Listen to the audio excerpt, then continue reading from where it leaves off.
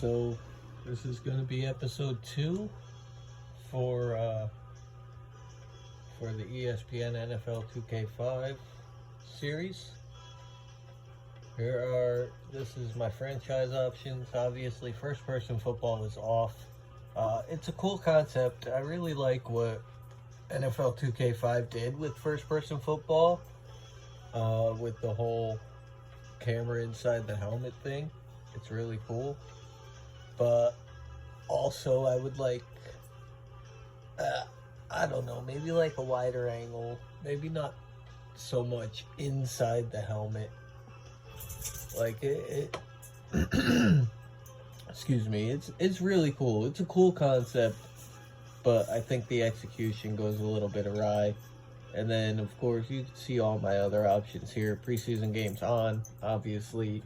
If you guys want to see the preseason games, I guess I can show those, but I usually just simulate through all the preseason games. Trade deadline, I turn the trade deadline off just because once in a while I like to make a move. Maybe my quarterback's not doing that great come week 9, and I wanna make a move for another guy, so I like to do that. And then, of course, everything for ESPN NFL 2K5. I'm sorry, I'm speaking so fast. Let me slow down a little bit. So for ESPN NFL 2K5, if you set any of these settings to on, obviously it says auto draft, auto sign, auto re-sign, blah blah blah. So if you set any of those to on, the CPU will do it for you, and so I don't want that for any of that. So I have all of those turned off, and then sim quarter length matches my gameplay quarter length at 6 minutes. So those are my franchise settings. And then if we go down to my game options, we have quarter length, of course, like I said, at 6 minutes. Play calling by formation. Game speed will be normal. Challenges on, of course, because that is one of my biggest pet peeves about the most recent couple of Maddens, is that for some reason you can't challenge plays, which sounds fucking ridiculous to me. Coach mode is turned off. That's basically where you only coach, you don't control the players. It's like, picture NFL head coach 09, that old game, picture that. Don't want that.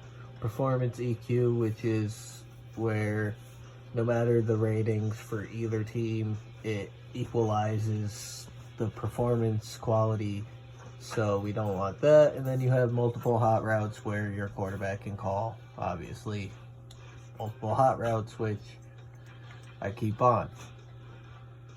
Then you go down to our settings, and I have my custom settings, which I actually thought were set a little bit differently here.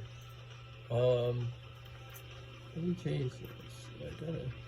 So what I like to do is keep the human settings even, and then I'll increase the CPU settings 3 notches in this game, because that seems to be the fair way to do it.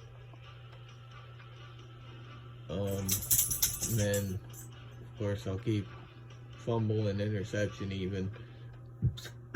Excuse me. But then injury, there's a lot of fucking injuries in this game, so that's why I turn injury down. It gets to be to a point where it's ridiculous.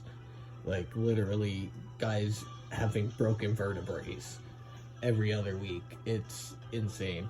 So I turn injuries down considerably. But other than that, no other different settings. So there's just a quick walkthrough of that for you guys. And next video will be the Sports Center episode for this week. I think it's either week 10 or week 11. But I'll post that next, and that's where we'll go from here.